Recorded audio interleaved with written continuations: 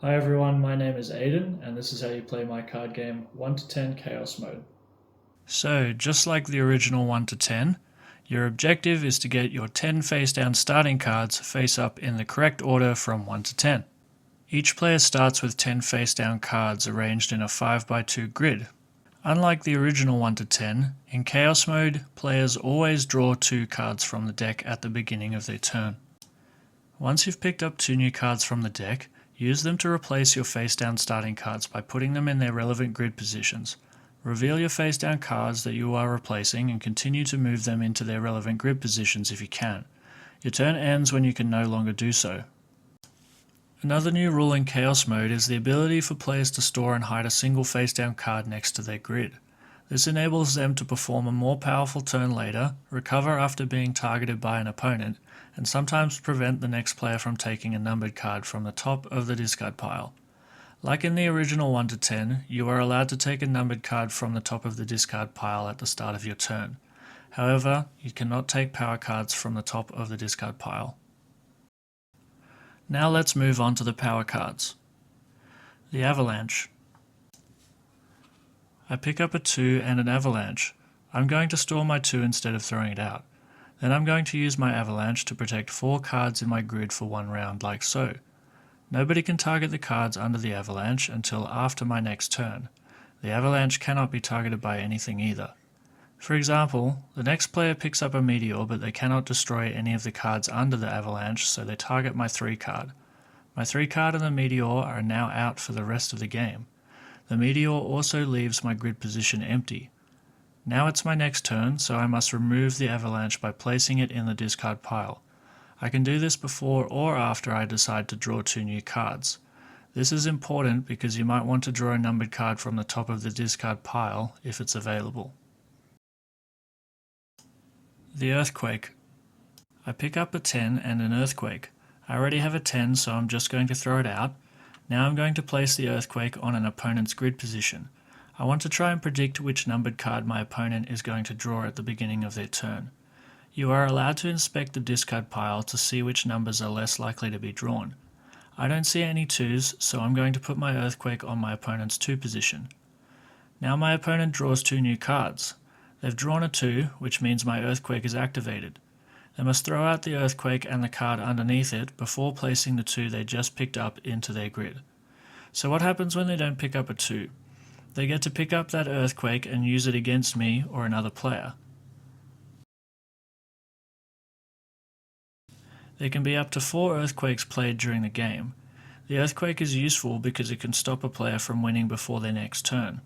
By having an Earthquake on your grid, you are forced to pick up on your next turn, even if you are already in a winning state. Your state of winning resets if an Earthquake is activated on your turn. The Lightning card. I pick up a 4 and a Lightning card. I'm just going to store my 4 card for now, then use the Lightning. The Lightning card allows a player to look at all face-down cards in an opponent's grid. You can also use it on yourself if you prefer. Once you have looked at all of the face-down cards, you can steal one of them to continue your turn with. When you steal or take a card, you must replace it with a new face-down card from the deck before continuing.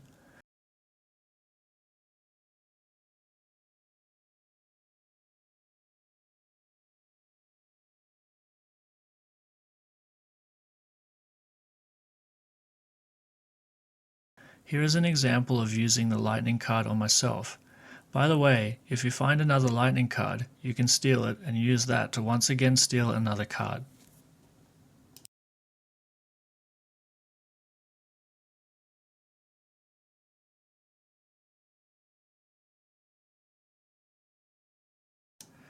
The Meteor. I draw a 9 and a Meteor. I'll put my 9 aside and then use my Meteor. Before I do though, I want to inspect the discard pile and see what the most common number is. I'll also look at my opponent's face-up numbers. There's a few 8 cards, so I'm going to target my opponent's 8, removing it for the rest of the game along with the Meteor. There is now 1 less 8 in the game for players to use. A Meteor cannot be used to target and destroy a face-up wild card. A face-up wild card is immune to the Meteor. If you happen to target a face-down card that is a wild, however, this will destroy the wild.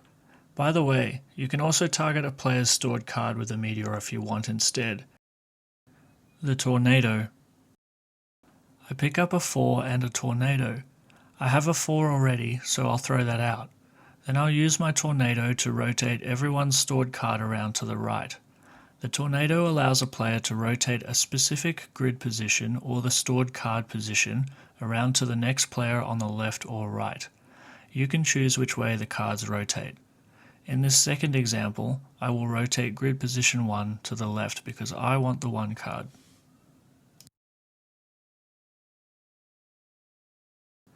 The tsunami.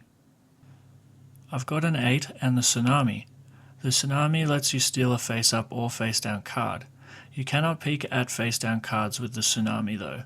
The lightning card only lets you steal face-down cards and does not let you steal face-up cards.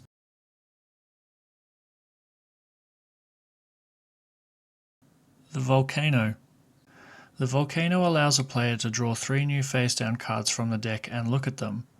The player must then take one of the 3 cards and put the remaining 2 at the bottom of the deck before continuing their turn. And last but not least, the wild card.